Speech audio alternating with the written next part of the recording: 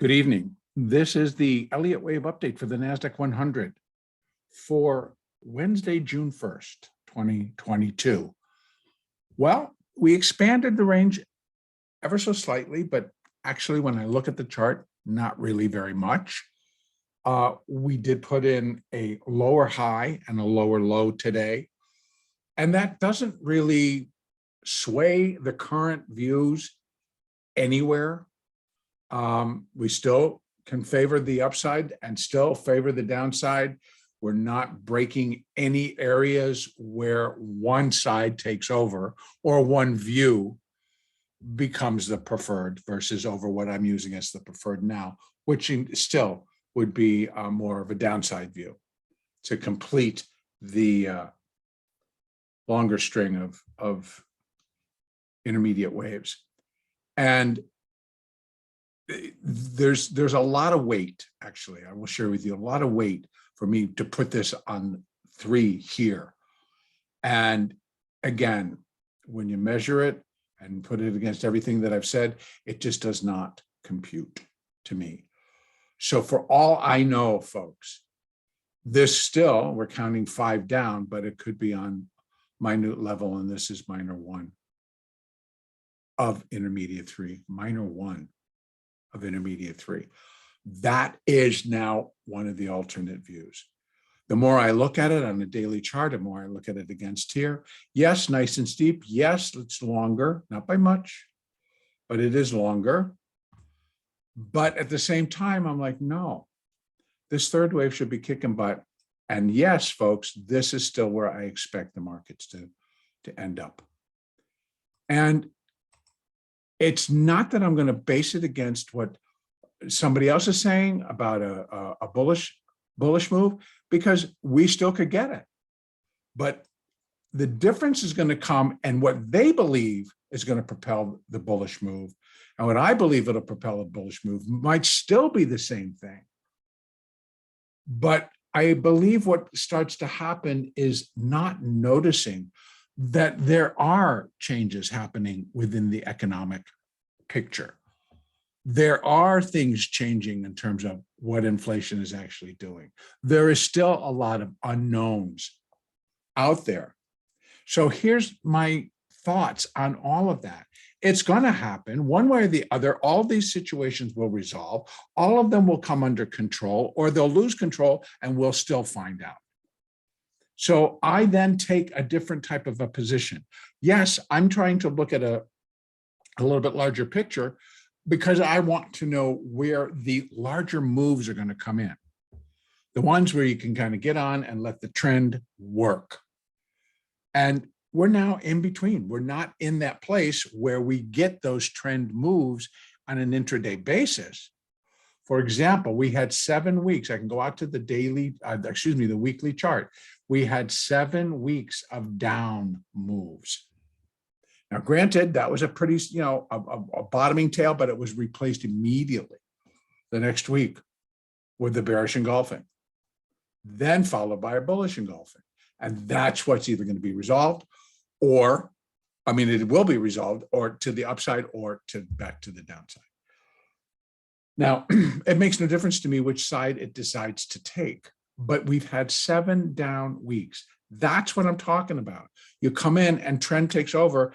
And if you remember going back during that period where I repeatedly would say, it's like trading is easy because the trend is working very well. So you could put it on, sit through the little bounces, the mad dash to buy something, and understand that the trend is in force. We're not in that again. I'm desirous of it returning to a trend. And to be honest with you, uptrends work as well as downtrends. So don't get me wrong, and that I'm a perma bear, I'm only looking for downside. That's not true. I think that they come in all shapes and forms, both the upside and to the downside. Right now, I do believe the trend is down. So I'm looking for trend to resume down. Now, what if indeed what I've just presented, and I'm not putting this up yet, because I have to change the degree of all of that. But it is a possibility. We're stuck We're not blasting any more higher. We're not blasting down. The market is absolutely at a standstill going like, who do we believe? Where do we want to go? What do we need to do? And we're seeing individual moves. Amazon, good reason that's going up. Everybody wants to buy the stock. They're doing a 20-for-1 split this weekend. So on June the 6th, if you had one share of Amazon, you will now have 20. And you can work your own math. So yes, there's specific reasons that Amazon is a little bit more volatile. Google, going to do a split in July. That's a month away. So now they're starting to take a look at Google. Where can it go? How high should it go? And then how does that relate? They're also doing a 20-for-1 split. So we've got Amazon splitting, Google splitting. But the balance of the market is still trying to just figure out what's up. How does interest rates, the talk and the banter that gets put out, folks, I think we all need to take it with a bit stronger grain of reality. When they're talking about, the Fed's going to calm down, the Fed's going to do this, it's like, understand that if you can look at that realistically, that they've not said, oh, we're just going to kind of calm down. It's the summer, so we're all okay. Let's go have a nice summer. And so we are going to raise rates, but we're not going to be too aggressive about it. Okay, so what does that do to inflation? Well, we think inflation might be calming down. Okay, whatever the story is. But if you're going to jump on, well, great, this is what you get. I prefer not to. I prefer not to have to view the market in terms of what CNBC says, what the Fed might say, what some news source might say, what financial market news might say. I'm going to study the price action, because I tell you what, whatever happens in any of those arenas will get translated into the equities or the components of these indexes, and the indexes will respond accordingly. They have to. So I'm going to be more quantitative than I am to be more analytical in terms of like, oh, I got to figure out why it's doing this. I am basing all of this Elliott wave on human emotional reactions. That's why you'll hear me talk about them. They are what makes the moves. It's people's perception. It's what they believe. It's what they feel. And it's what their emotions are. And so that's why you've got some basic things. On going up, it's greed. On going down, it's fear. Those are your two basic emotions. Back to the count. Okay. Thank you for listening as I stepped up under the soapbox. I'll get down off of it. This is not a podcast. This is just an update. But indeed, if this is going to be minor wave one, we're in store for a hell of a ride. And minor wave two, still in force. We still have the same markers, whether this is a minor one and this ends up being a minor two, or whether this is a 3 and this is a 4, or whether this is still this 3 and this is a minor 4. We got a lot of things to kind of put in there to figure out. The market's not letting us pick door number 1, 2, or 3. But it doesn't mean that they don't exist, and doesn't mean that it can or cannot happen.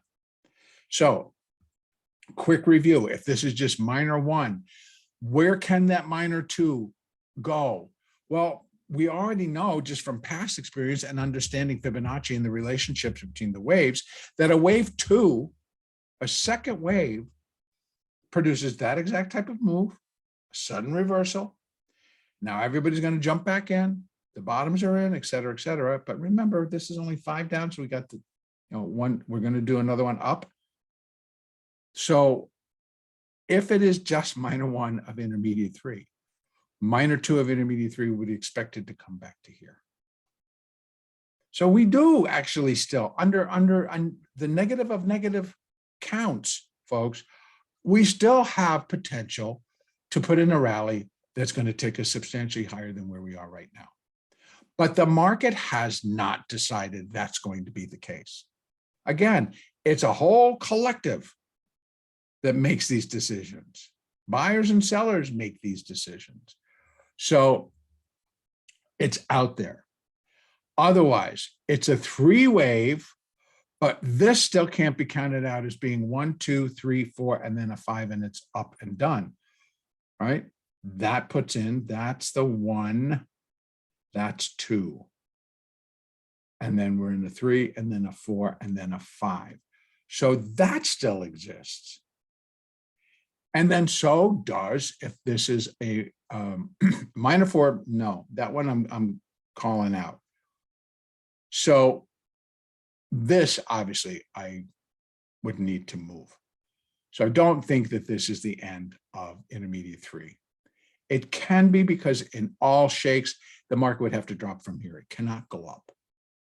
It got up to 12,883. It did not violate by wave 4, overlapping wave 1. But on an intermediate degree, I don't like it.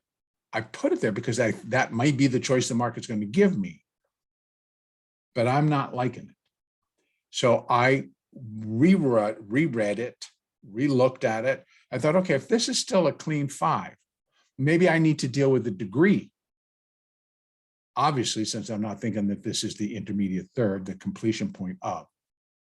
Well, okay, so what can be next? Well, then maybe this is just a minor 1 of this 3. So, and that would make this the 2. So those are our scenarios right now. I will leave it as if this 3 were down here. That would make this 4 up here. But under that scenario, yes, the market still has upside. In fact, you know, I am going to move that. I'm taking that one out, taking the 5 away, and I'm putting the 3 over here and putting the 4 up here somewhere. I'm just going to leave it on the chart for right now. Now, if this is the case, we've got an ABC, maybe. Remember, it can't be gigantic and still be a 4, but I'm going to allow a lot of leeway because of the count and the process and where the moving averages are. And a lot of things collectively together tell me this is not a new bull start. It's not. In my mind, it's not. So if it's a 3 and a 4 and it's going to roll and it's going to start to drop, we can't get above the daily 50. So the picture remains, at least on a daily, 50-50. We have 2 moving averages, the 8 and the 20, which have been exceeded, gone through, and the 20 is finally turning up. But guess what? It gets stuck. Now, even on the daily, the 20 is a bigger boat, but it's stuck. The 50 starting to just kind of like not have such a steep slope while the market tries to figure it out. Resistance, resistance, support. And that's what it's trading in between, the 20 and the 50. So right now, that all stays the same.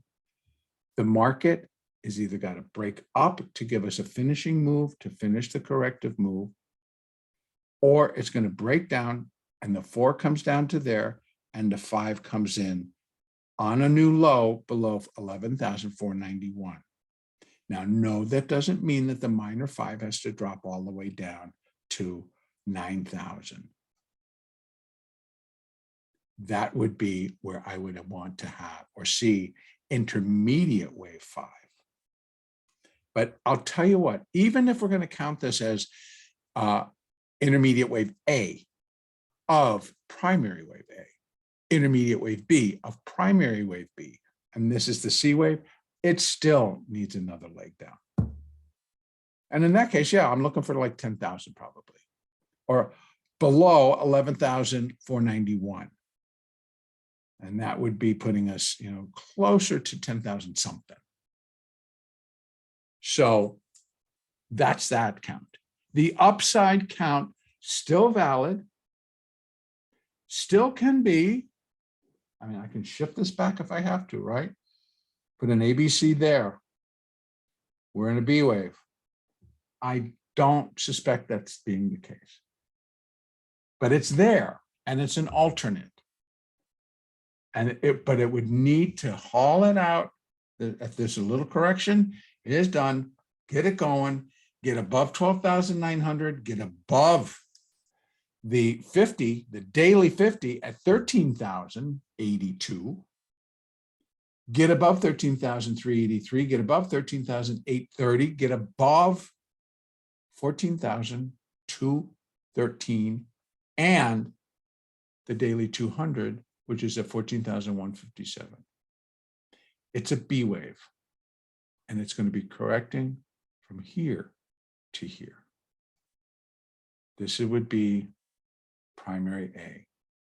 You're looking for a primary B wave, and it's going to have A, B, C.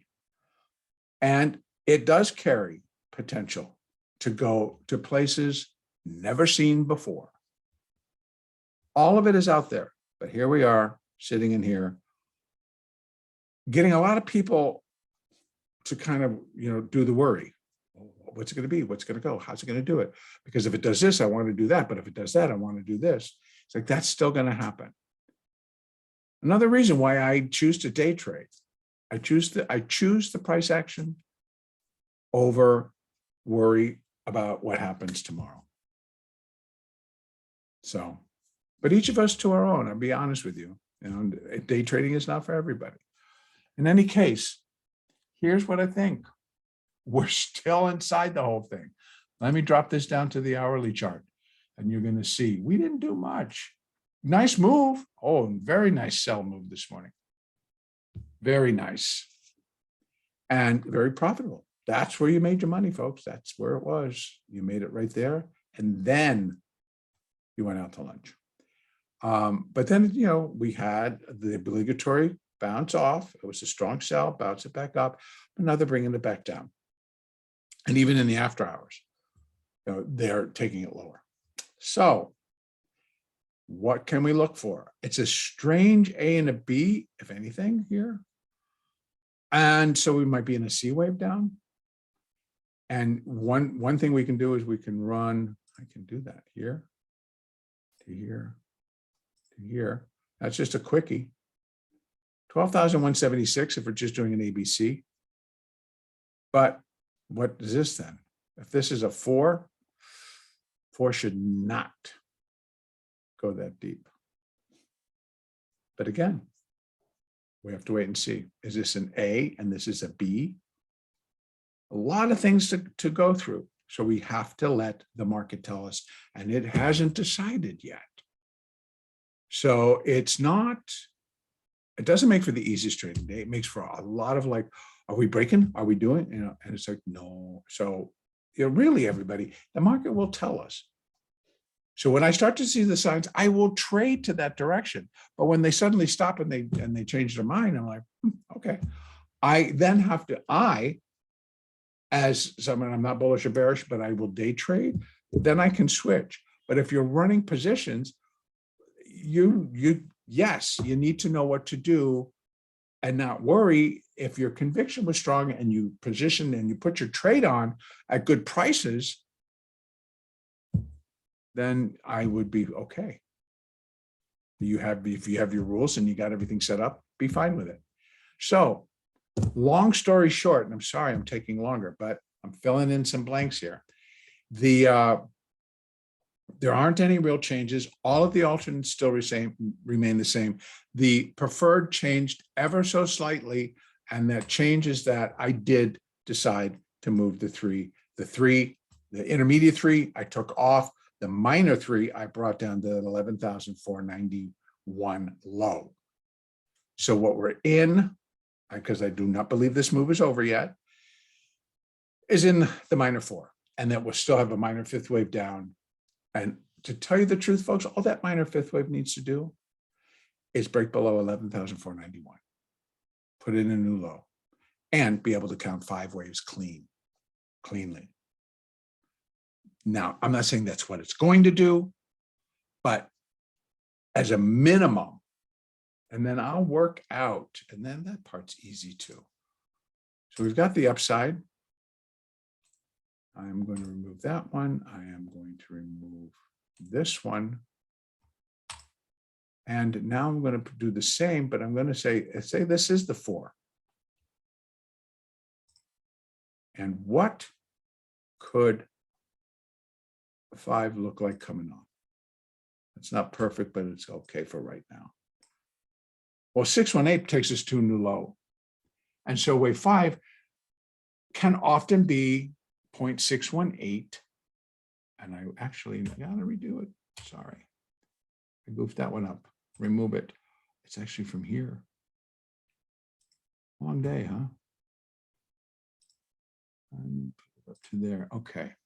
So still, 10,643 is where, if this high completed minor wave 4, and we're in a minor 5th wave that's going to start coming down, these are the Fibonacci extensions to cover it. The relationships on a Fibonacci basis is that wave 5 would equal 0.618 of the distance of wave 3, and that comes in at 10,643. Next up would be that wave 5 is equal to wave 3, and that comes in at 92.43. That one I'm not necessarily expecting just now. I'm thinking more like here. I'm thinking you even can come in here. 11,075. Keep it above 11,000, because what comes next after this, if the third wave comes in down here or here, we're still looking at an intermediate degree 4th wave. So we go from correction to the trend resuming, but it's so fast, and then we got to work through this correction, which takes days and long, et cetera, et cetera. But that's kind of the way it goes. Hopefully there'll be plenty of good trading in between, but we cannot get married to anything right now. The volatility is going to be coming out starting next week, and that's another story that I'll try to remember for tomorrow. But when Amazon splits, it takes volatility out of this market. And I'll explain that. And then Google, we got right on the tail next month. And so the volatility in the NASDAQ future is going to shrink. Now, so that would be the ultimate that can come down here. Now, we go back to that hourly chart. We still got to work through all of this. We got a lot to go before we can start to figure it out. So I'm going to end it right there. I think I've covered all the bases. I've talked about the upside, still undecided. Talked about the 2 alternate views for downside, still undecided. The change that I made was that I took off that intermediate wave 3 and I removed the minor third down to 11,491. So that puts us still in a minor 4th wave, which can have some additional upside should it need to go, but we don't want it to move too far and look out of whack with the balance of the wave count. Continue to use the moving averages. They truly and really are, when you're day trading and you're in the market, they're invaluable. And that'll be it for today. And our next update will be on Thursday, June the 2nd.